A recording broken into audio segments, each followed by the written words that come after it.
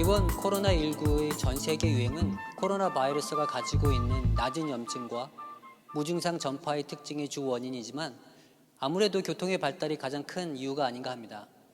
전 세계가 하루에 연결되어지는 시대에 우리가 살고 있어서 어디서 출발하든 거의 24시간 안에 전 세계 원하는 곳에 도착할 수 있습니다.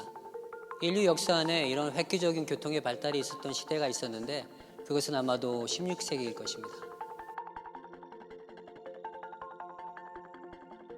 16세기 포르투갈과 스페인은 범선을 이용해서 전 세계를 항해했고 신대륙을 발견하고 새로운 인종과 접촉을 가질 수 있게 되었습니다.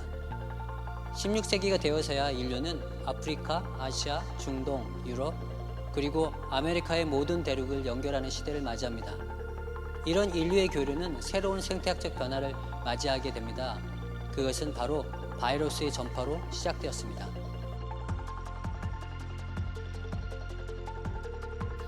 스페인군이 멕시코, 아즈텍 문명을 정복할 수 있었던 결정적인 이유가 천연두였다는 것은 잘 알려져 있는 사실입니다. 유럽 군인들은 천연두 항체를 많이 가지고 있었던 반면 남미 원주민들은 전혀 면역력이 없었기 때문에 새로운 바이러스인 천연두에 속수무책 무너지고 말았습니다. 스페인 정복자 코르테스의 군사 중 아프리카에서 온 노예 병사 하나가 천연두에 걸려 있었는데 이 천연두는 삽시간에 그 지역에 퍼지고 말았습니다. 당시 원주민 90%가 천연두로 사망한 것으로 되어져 있습니다. 2,500만 명의 인구 아즈텍 문명이 2년 만에 160만 명으로 줄어서 결국 1521년 멸망합니다. 남미와 북미 역사 안에 이런 이야기들은 많이 알려져 있지만 아프리카에서 발생한 일은 많이 알려지지 않아서 오늘 소개하려고 합니다. 케이프 식민지의 천연두로 인한 3번의 전염병이 돌았습니다. 그 중에 1713년과 1750년에 있었던 천연두의 창궐은 당시 선진민이었던 코이산의 인구를 큰 폭으로 감소하게 만들었습니다. 이와 관련된 연구가 4번 진행되었는데요. 모든 연구의 결과를 종합해보면 코이산의 2번의 급격한 인구 감소를 일괄적으로 이야기하고 있습니다. 그러면 1713년으로 돌아가 보도록 하겠습니다. 2월 13일 화창한 날 케이프 항구에 동인도 회사 배 한 척이 도착했습니다.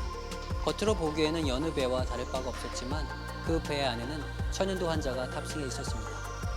그 환자를 치료할 때 사용했던 천들과 옷가지들은 세탁을 위해서 당시 노예들의 거주지였던 슬레이브 로치로 보내졌습니다.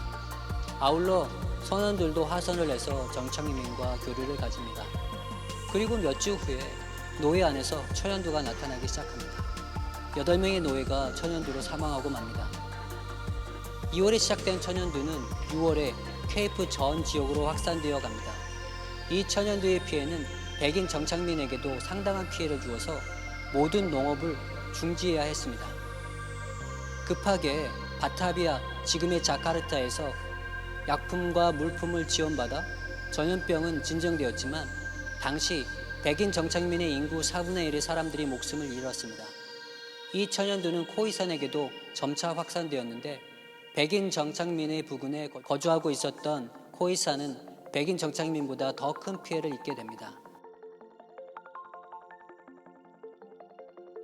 이 새로운 바이러스에 대한 저항력이 전혀 없었던 코이산들은 무기력하게 죽어갈 수밖에 없었습니다.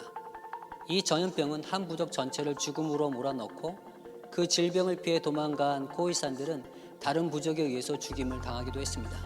그 결과 남서 케이프 지역의 90%에 해당되는 코이산들이 목숨을 잃거나 거주지를 옮겨야 했습니다. 많은 부족에서 추장이 죽거나 급격한 인구 감소로 코이산들은 더 이상 부족의 이름을 유지할 수 없게 되었습니다. 그 후 정착민들은 코이산들을 그들이 언어로 자주 사용하는 흡차름을 흉내내어 호텐토트라고 부르기 시작했습니다. 마치 동양인을 향해서 칭총창이라고 부르는 것과 같은 것이죠. 텅 비어버린 땅은 자연스럽게 백인 정착민이 땅이 되어 식민지는 더욱더 확장되어 갑니다. 코로나19 전 세계 유행은 큰 어려움이기도 하지만 기회이기도 합니다. 많은 사람들이 이런 어려움을 어떻게 기회로 바꿀 것인가 고민합니다. 많은 글과 강의들은 이런 어려움을 슬기롭게 대처할 방법에 대해 이야기하기도 합니다. 하지만 18세기 초반에 있었던 청년들을 살펴보면서 미래를 위해 준비하는 것보다 더 중요한 것이 있다는 것을 보게 됩니다. 바로 지금입니다.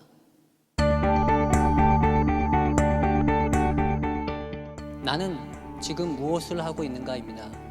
전 세계를 누비며 다른 민족과 접촉을 했던 모든 유럽인들은 기독교인이었습니다. 국가 종교가 캐톨릭이든 개신교이든 모두 예수님을 그리스도로 섬기는 사람이었습니다. 남아공에 온 백인 정착민은 화란 개혁교단의 신실한 신자들이었지만 그 땅에 먼저 거주하고 있었던 사람들을 돌아볼 마음을 가지지 못했습니다. 그들은 가난하고 소외된 자들을 돌아보지 못해서 그들에게 소중한 친구를 잃어버리고 말았습니다. 만약에 백인 정착민들이 그들의 약품과 물품으로 호의산을 도왔다면 이런 행복한 상상을 해봅니다. 역사는 저 너머 깊은 과거의 세계로 흘러가 버렸습니다. 하지만 오늘을 살아가는 우리는 만약에 예수님이라면 어떻게 하셨을까? 이 중요한 시기에 꼭 해야 할 질문인 듯 합니다. 만약에 예수님이라면 어떻게 하셨을까?